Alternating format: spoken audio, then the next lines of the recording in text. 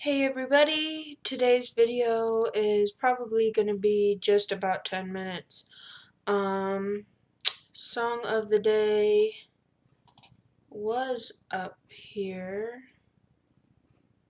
somewhere. No, it's not. Song of the day should be Paradise by, who are they? Coldplay. I like the song, so hopefully you do too. Anyway, today is going to be about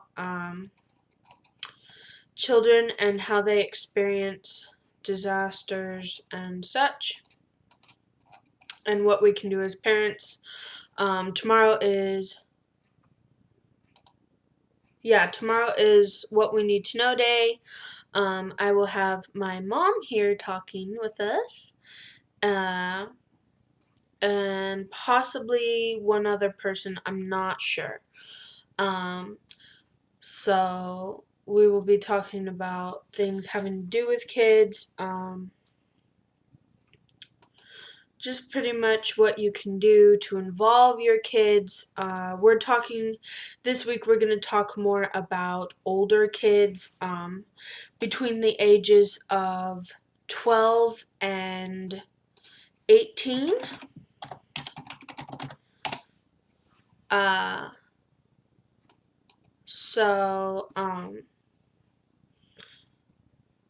What else? There was something else I had someone message me, not sure who, but they had some pretty disgusting comments,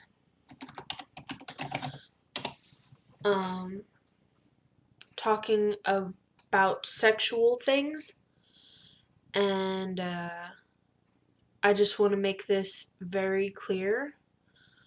I am not interested in meeting anybody.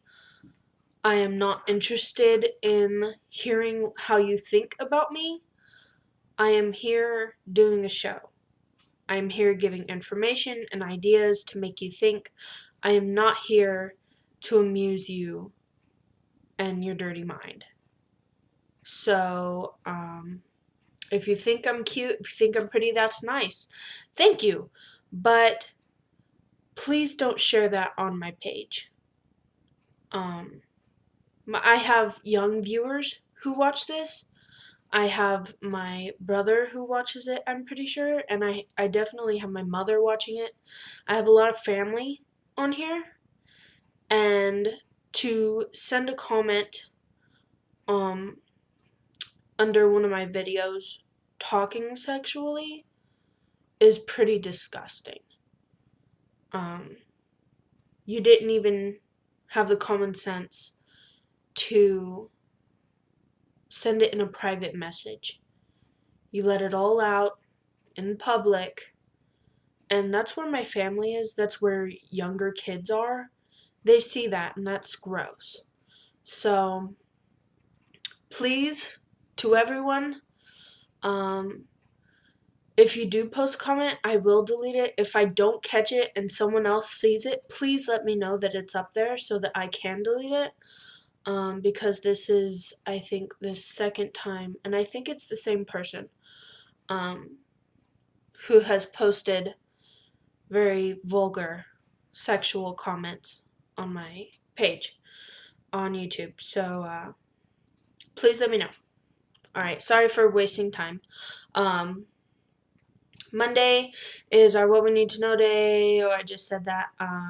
We're going to talk about how to get your children involved in your prepping, ways to get them interested, how to talk to them about it, how to keep them motivated, how to deal with children who will not prep, how to give duties to teens and trust them to follow through, etc. If anyone has other questions or ideas for tomorrow's show, please let me know. I'm probably going to do it in the afternoon, probably after 2, so make sure you get your questions or comments to me before then, and I will talk about it. Also, if you would like to be a guest on the show, please let me know. It's nothing special. I mean, my mom obviously is not going to call from the other room. She's just going to come in here and probably be on video. But for most guests, all you have to do really is call me on the phone. And all we will hear is your voice. You don't have to give your name. You don't have to give your information. So it's pretty simple. Just let me know. You don't have to be afraid. Don't even know who you are. So, that's it. If you see this tonight and you would like to be on tomorrow's show, all I ask is that you have children who are 12 to 18 or have been through children who are 12 to 18 and are a prepper. So, anyway, that's all the news that I have for today. Today is the 13th. I did not do a video yesterday. My apologies. But life has been very crazy, and I realized that even though I made this resolution, this New Year's resolution to myself, that I would do a video a day, it's probably not going to happen. And I've already messed up. I missed a day. But life happens, and that's it. I mean, I can't spend 24/7 talking to a video camera. So please excuse my missed day. And for the future, please excuse my missed days. So let's get to today's information. How children react to disasters. The following is common reactions for children. It's not, as 99.9% of you know, when you have kids, nothing goes by the rule book. Every child is different. Everything is so complex. You can't treat one child the same way you treat another, no matter how hard you try. Because those are two different individuals and they have two different personalities, or 3 or 4 or 5. So the following is just it's not, don't take this as just this is what kids do, this is what happens. This is just kind of ideas. So from newborns through 6 years, they're not very good with words, but they do remember a lot. They can react by being more irritable, crying a lot more, or wanting to be held and cuddled, and 1,000 other ways. Preschool and kindergarten children can also feel helpless and powerless and have fears about being separated from their parents or family or caregivers. 7 through 10 years old. Older kids can understand loss. They might become preoccupied with the details about traumatic events and want to talk about it all the time. Just constantly. The preoccupation with this, if the disaster, whatever has happened, and they're still going to school, still life is still kind of normal, it can interfere with their concentration at school and affect their academics. So basically, if you notice something has happened and you notice that your kid isn't doing as well in school, try and talk to them about it, because they're probably just thinking about it quite often. Children can hear a lot from their peers or teachers or whoever they're around, so make sure you talk to them and clarify what they need to know, and make sure they know the truth. They might have a lot of fear that whatever happened will happen again, or they might be very sad or very angry. 11 through 18. Children are more mature, and their responses become more similar to those of adults.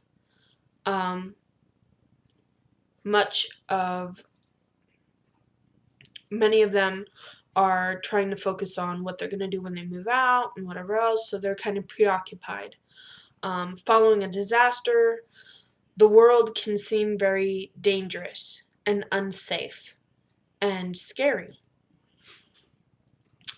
Teenagers are going through a lot with all the changes, the school, everything. It's a lot to deal with. So add a disaster to that, and they might react by getting involved in dangerous activities or risk-taking adventures, like reckless driving or alcohol and drug abuse. Others can become fearful of leaving the home and try and avoid social activities, try and avoid society, just kind of stick to themselves and be afraid of going out in the world.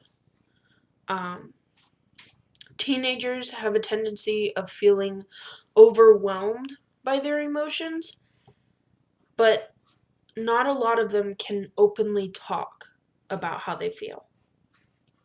They're trying to be independent, and to some children, opening up to their family or whoever can make them feel like they are depending on someone else, like they are just a kid. As a parent or caregiver, whoever you are, it is important to understand what is causing their fears and anxieties and problems and listen to them.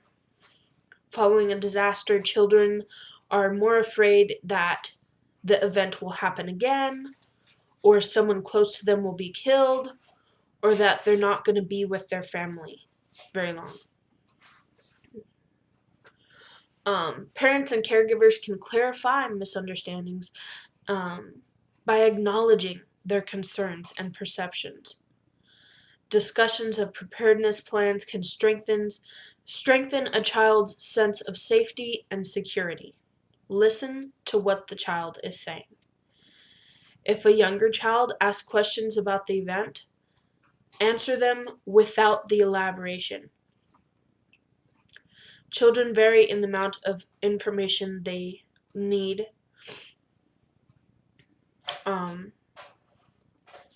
If a child has difficulty expressing his or her thoughts and feelings, then maybe allow them to draw a picture or tell a story, because it just might help. I know I've been through quite a few traumatic events in my life, and one of the main ones was the shooting at my school, which is why I take so much concern in the kids who go through these shootings, in the one place that they're supposed to feel safe. When I was going through counseling for it, I couldn't open up because I felt like I had to be strong for everybody. I was 13 years old, and I was at the age where I wanted to be an adult, even though I was still just a kid. And I felt like I couldn't share my emotions or let go of what happened because it kept me hard, and it kept a shell around me and almost kept me safe in a way because I didn't let people in. And if I didn't let people in, I couldn't lose them. But instead of talking about it, the certain counselor that I was working with let me draw pictures about it or tell of happy times before, and it helped quite a lot. So try other ways, not just talking to your kid, but try other ways of understanding how they feel.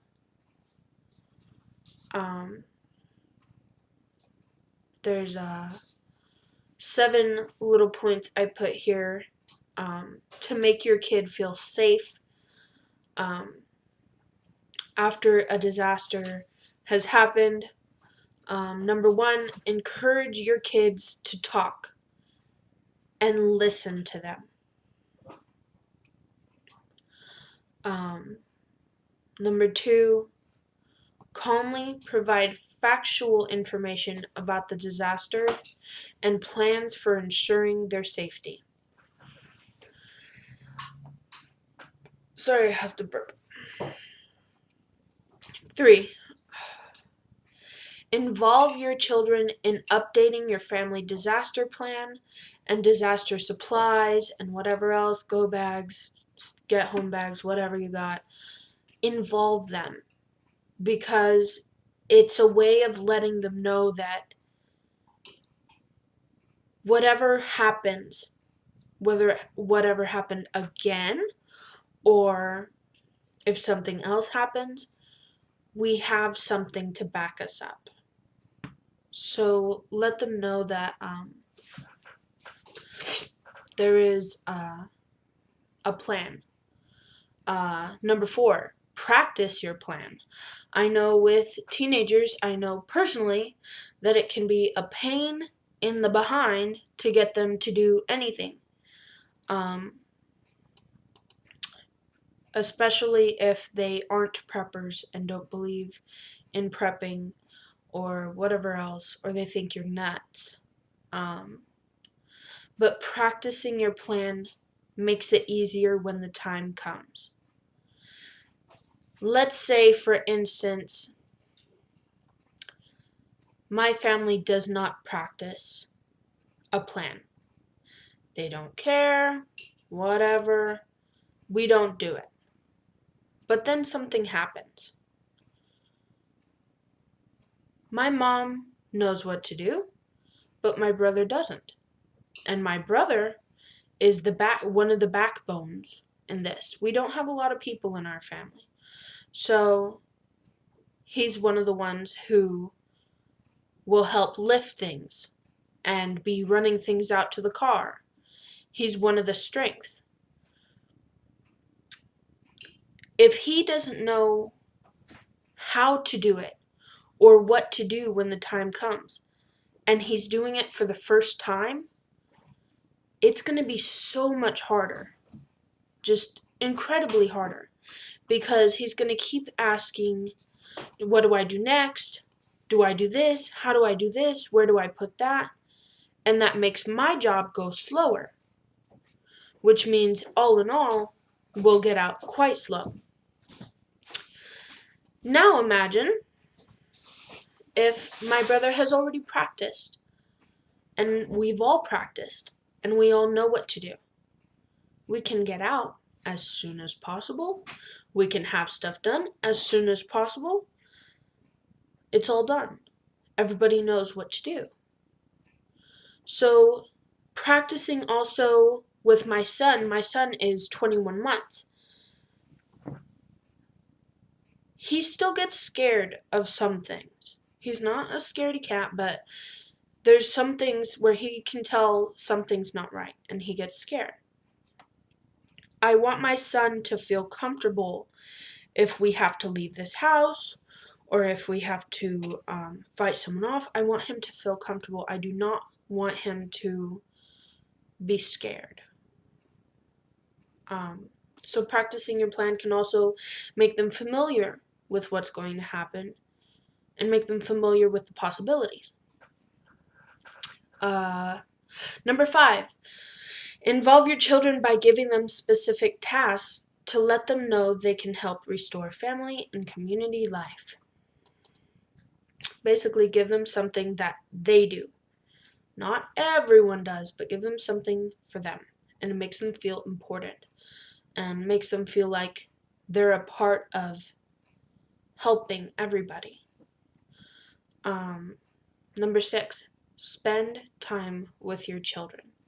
I know a lot of you work, a lot of you are busy, a lot of you just have so much time or so much stuff that you have to do and not enough time. But you need a bond with your kids. If you don't have that bond, then what do you have? You have a house full of people who really don't give a crap. Spend time, whether it's playing Monopoly or doing something stupid with each other, like staring contest or whatever. Spend time with your kids and let them know that you're there. A lot of parents treat their kids like a business deal. Your job is to go to school, your job is to do your chores, and then you can go with your friends, and then you can do that and whatever else. Well, first off, it's not a job. They're kids. That's what they do. They play, they go to school, but school is not a job. Don't make it a business deal. If they have chores, let them do it. Don't make it a business deal. Don't tell them it's your job because they feel the same way you feel when you're arguing with your boss. You're arguing with someone, arguing, but in the end, what you say isn't really going to change anything. So these kids feel helpless.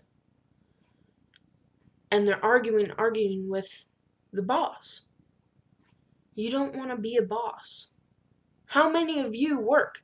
How many of you know what it feels like to not like your boss? Going to work is not fun. Imagine how kids feel going home. It's not fun. If you don't like to spend time with the people around you, then you're not going to spend time with those people. And if you don't have time with those people, you don't have bonds with those people. And if you don't have bonds, then you don't have anything. So spend time with your kids. Spend that extra 10 minutes that you could have had that nice bath. Spend those 10 minutes with your kids, playing a game of Uno or Go Fish or whatever. Build a bond. Build a family. Because family is not just blood.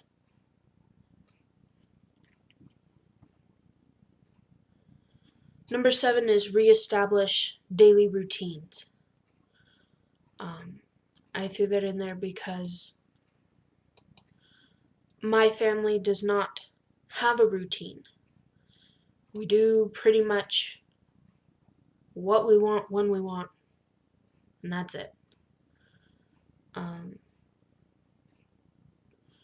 If you establish the daily routine, things get easier and not as hectic or crazy or wild, but you can go through the day a lot easier knowing what's coming next.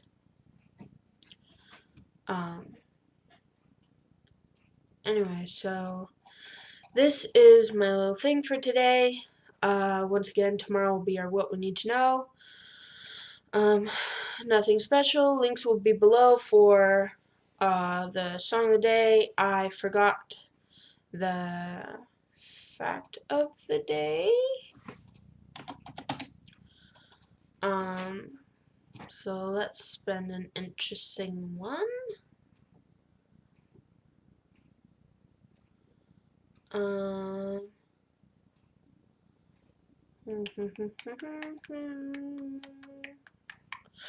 Approximately 10% of the human population has an outie belly button. Ew. That's weird. Well, so there's your fact. Quite interesting. Um, Also, I know some of you have Pinterest. If you want to add me on there, you can.